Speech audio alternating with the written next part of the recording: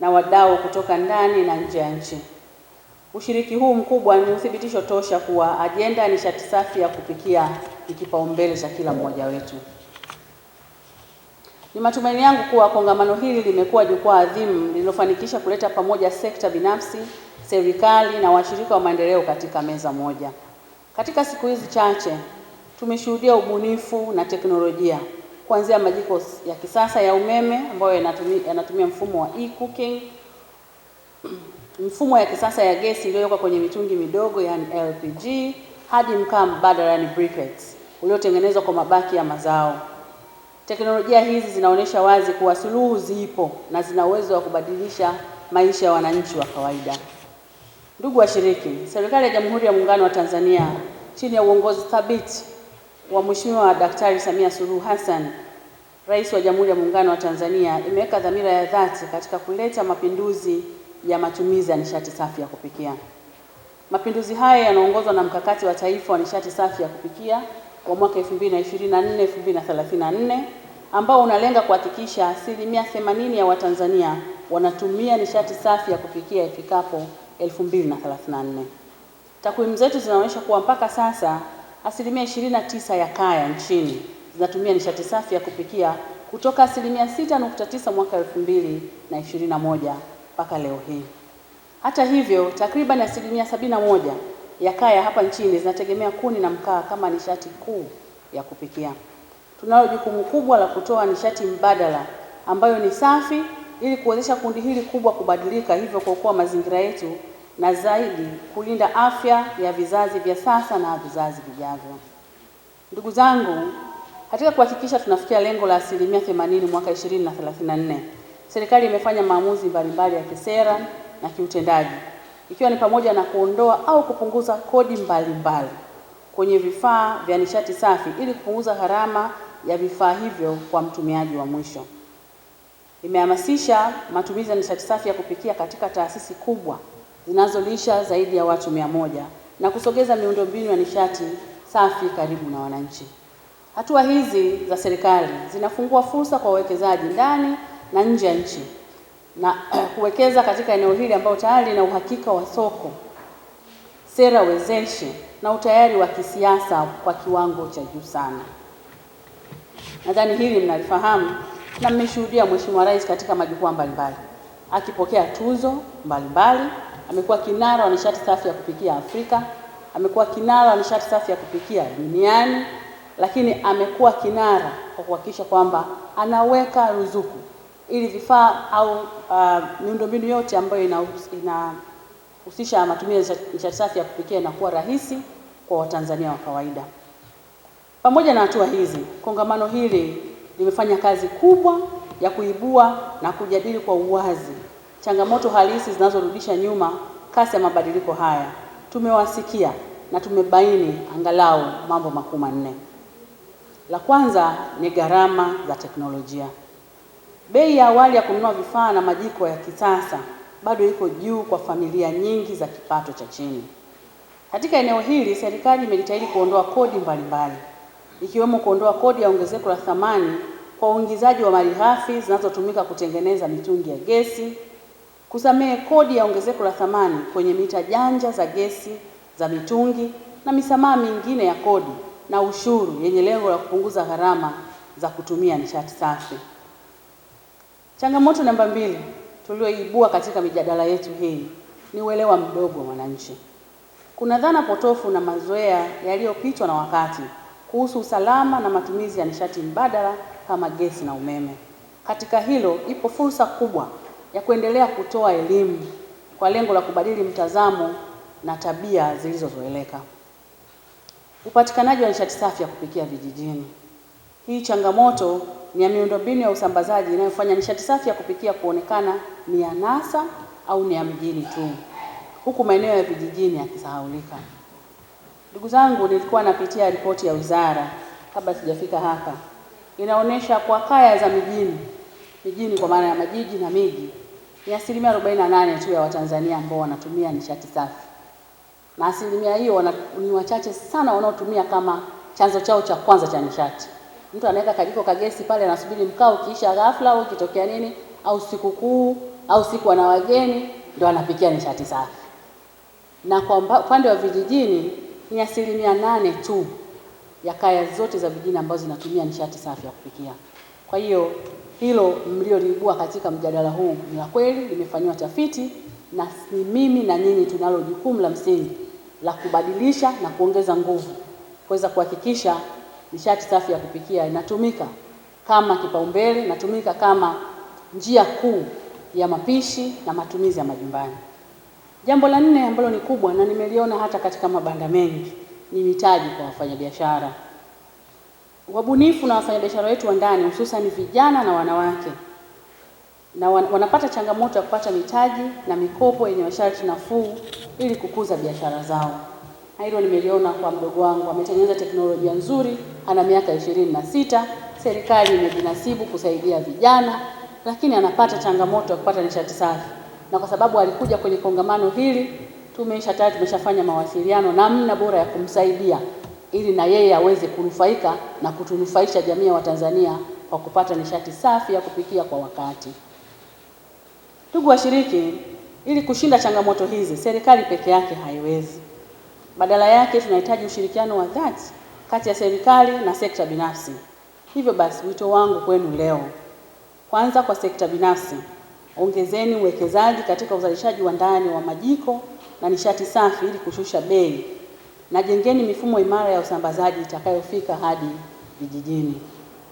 Kwa taasisi za fedha na benki, ni ushauri wangu na ni maelekezo yangu kwenu, mketi na kutengeneza bidhaa za kifedha na mikopo yenye riba nafuu kwa wafanyabiashara kama ambavyo wanafanya NMB na CRDB. Hata mikopo ya vifaa kama mifumo ya pay as you go, tumezungumzia hapa ya own bill financing, ili walaji wa mwisho waweze kunufaika na wafanyabiashara wadogo na wajasiriamali. Kwa vyombo vya habari, tuwe mstari wa mbele kutoa elimu endelevu kwa jamii ili kuondoa hofu na kuhamasisha mabadiliko ya kifikra kuhusu nishati safi ya kupikia. Ndugu washiriki, muda wa maneno peke yake umepita. Sasa ni wakati wa vitendo. Hatua inayofuata ni kuhamasisha mapendekezo yote yaliyotokana na kongamano hili na kuyaweka katika utekelezaji wa haraka kwa ngazi ya jamii. Katika kuonesha kuwa kampeni hii haisimami hapa, napenda kutangaza kuwa mwendelezo wa uhamasishaji huu utahamia barabarani kupitia mbio za kitaifa za nishati safi ya kupikia, yani Clean Cooking Marathon, zitakazofanyika Jumamosi ya tarehe 27 Juni 2026. Mbio hizi zitakuwa ni ishara ya nguvu, kasi na ustahimilivu wetu kama taifa kuelekea kwenye lengo letu, na waalika nyote kushiriki ili tuendelee kupeleka ujumbe huu kwa kila Mtanzania. Ndugu zangu, napenda kuhitimisha kwa kusisitiza kauli hii muhimu. Mafanikio ya kongamano hili hayatapimwa kwa idadi ya washiriki walioketi hapa leo, bali yatapimwa kwa idadi ya Watanzania watakaobadilisha maisha yao kwa vitendo kupitia matumizi ya nishati safi ya kupikia. Baada ya kusema hayo, niwatakie safari njema kurejea kwenye majukumu yenu, na ninatangaza rasmi kuwa maonesho ya kongamano la nishati safi ya kupikia yamefungwa rasmi. Nishati safi ya kupikia, okoa maisha na mazingira. Asanteni sana kwa kunisikiliza. Mungu ibariki Tanzania. Nawashukuru sana. Wa mkakati wa kitaifa wa nishati safi ya kupikia, tuliona kwamba kuna fursa kubwa sana katika jambo hili, lakini tuliona kwamba ipo kazi kubwa ya kutoa elimu katika jambo hili.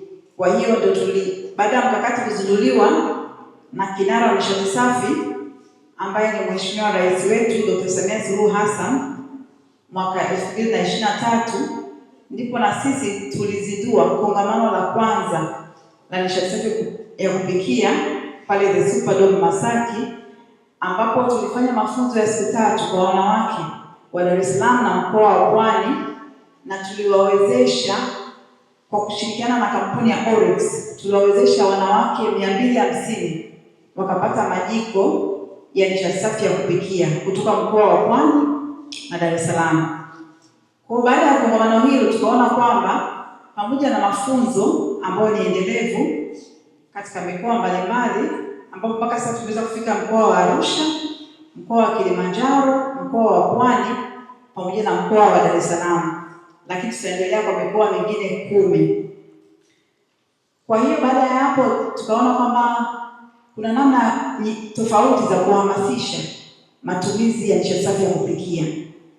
Na kwa nini nishati safi ya kupikia? Kwa sababu kama mnavyofahamu, takriban watu 30,000 hufa kila mwaka kwa kutumia nishati isiyo safi, hasa kule vijijini.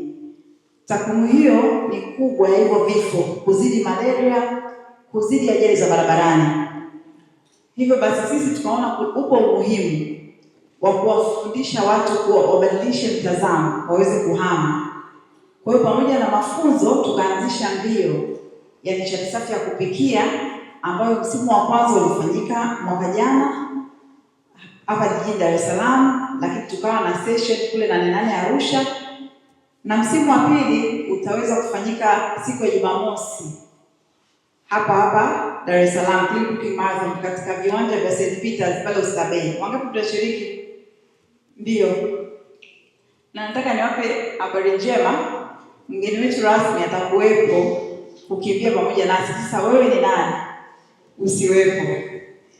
Kwa hiyo nipende kuchukua nafasi hii ndugu mgeni rasmi kushukuru washirika wa kongamano hili. Wamekuwa wavumilivu kwa siku zote tumekuwepo nao mahali hapa, na kulikuwa kuna mawasilisho mbalimbali kupitia kongamano hili. Waliweza kupata mawasilisho kutoka katika taasisi ya REA, lakini waliweza kupata mawasilisho na mafunzo kutoka kwenye taasisi ya TANESCO ambao ni wadhamini wetu, lakini pia kwa niaba ya makampuni ya gesi ya Oryx pamoja na Lekes ambao wameshiriki, LPG Association na yeye aliweza kutoa mawasilisho juu ya umuhimu wa matumizi ya gesi na ambapo namna gesi inaokoa. Tunapenda kuchukua fursa hii kukukaribisha sana siku ya leo unapokuja kuhitimisha kongamano hili, lakini napenda nikuhakikishia kwamba ilikuwa kongamano ambalo watu ilikuwa niseme interactive, si mtume neno gani, watu walikuwa ni hawajakaa tu kusikiliza, lakini walikuwa na maswali mazito, walikuwa na maoni pia. Wataalamu wetu watafanya nini, walipata wakati saa nyingine mgumu kidogo kujibu maswali, kwa sababu ushakuwa na walimu walikuwa na ufahamu. Sisi wote ni uzao wa walimu. Yes. Kwa hiyo nipende kipekee nishukuru participants wote ambao wamekuwa active na wameweza kushiriki mwanzo mpaka mwisho, na hadi leo tunakuja kuhitimisha kongamano hili. Lakini nipende kuambia kwamba kongamano hili ni endelevu. Tunakuwa na tukio moja kubwa kila mwaka, lakini baada ya hapo inakuwa na matukio madogo madogo. Kwa hiyo kama nilivyoongea na wale nadhani wakuu wa shule, tuliongea jana kwamba nyinyi mtakuwa mabalozi, na tunapotaka kuja kwenye zile wilaya zenu au kwenye kata zenu, ina maana database yenu nyinyi zile ambazo mlizonazo ndio nyinyi mtakuwa mnatupokea kule. Kwa hiyo tunawashukuru kwa kuwepo hizi siku 3, lakini niwaambie tu kwamba kazi inaendelea na sisi tutaendelea kuwapigia simu, kuwategemea nyinyi ili kufikisha elimu kule mlipo. Kwa sababu tukijua kwamba nyinyi kama walimu kwenye swala la elimu mkono wenu ni mrefu zaidi.